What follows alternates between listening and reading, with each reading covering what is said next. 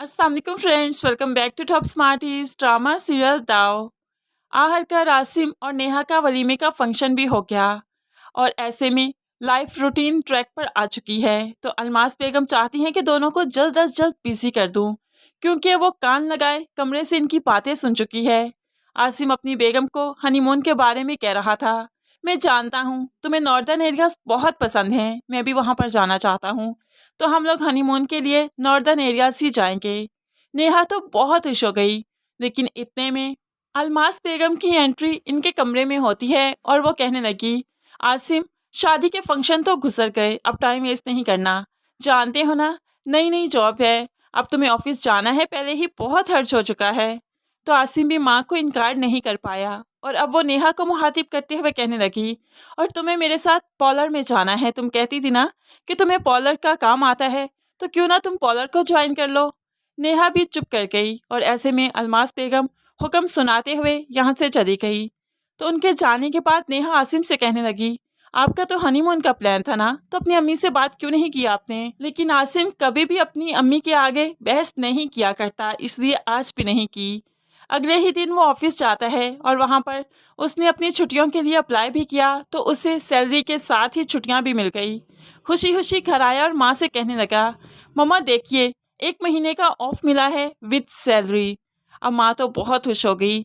अब ऐसा कीजिए कि 1 महीने के बाद ही नेहा भी पॉलर ज्वाइन करेगी और मैं भी ऑफिस जाऊंगा, तब तक हम लोग हनीमून से हो आते हैं। अब तो अलमास बेगम परेशान हो गई कि उसका ये प्लान काम नहीं किया, लेकिन वो खुशी का इजहार ही करती है, ठीक है बच्चे, भला मुझसे ज़्यादा खुश कौन होगा, जाओ अपनी बीवी के साथ टाइम स्पेंड करो।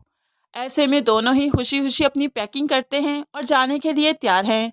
तभी तो अलमास बेगम अपना अगला दाव खेलती है। आसिम और नेहा जाने के लिए जब अल्लाह हाफिज कह ही रहे थे कि अलमास बेगम गिरने का बहाना करती है कि पाँव में मोच आ गई, चीखने लगी, चिल्लाने लगी, आसिम को आवाज़ देने लगी। तो ऐसे में आसिम भी माँ की तरफ दौड़ते हुए गया। माँ की ये हालत देखकर तो उसने अपनी फ़्लाइट ही कैंसिल कर दी। माँ कहती भी रही, नहीं चले जाओ, मेरा क्या है, मैं ठीक हो जाऊंगी, सुंबल और अंबर मुझे संभाल लेंगी। लेकिन आसम माँ को छोड़कर नहीं गया और अपनी फ्लाइट कैंसिल कर दी। बस अलमास बेगम का यही दाव तो काम कर गया, जो कि नेहा को बहुत बुरा लगा। अब ऐसे में साद की एंट्री हुई, जो काफ़ी बिगड़ा हुआ इंसान है। जैसे हमने कल की एपिसोड में बताया था कि साद की शादी निशा से होगी। साद की माँ बहुत परेशान है, अलमास की दोस्त है, और कहने लगी, साथ काफ़ी बिगड़ चुका है, मैं क्या करूं, परेशान हो चुकी हूं मैं। ऐसे में अलमास अपना बिजनेस चमकाने की करती है और कहने लगी, तुम फिक्र मत करो, मैं तुम्हारी दोस्त हूँ, कब काम आऊंगी तुम्हारे। साथ की शादी बहुत अच्छी सुलझी हुई लड़की से करवाऊंगी, देखना वो शादी के बाद साथ को बदल कर रख देगी।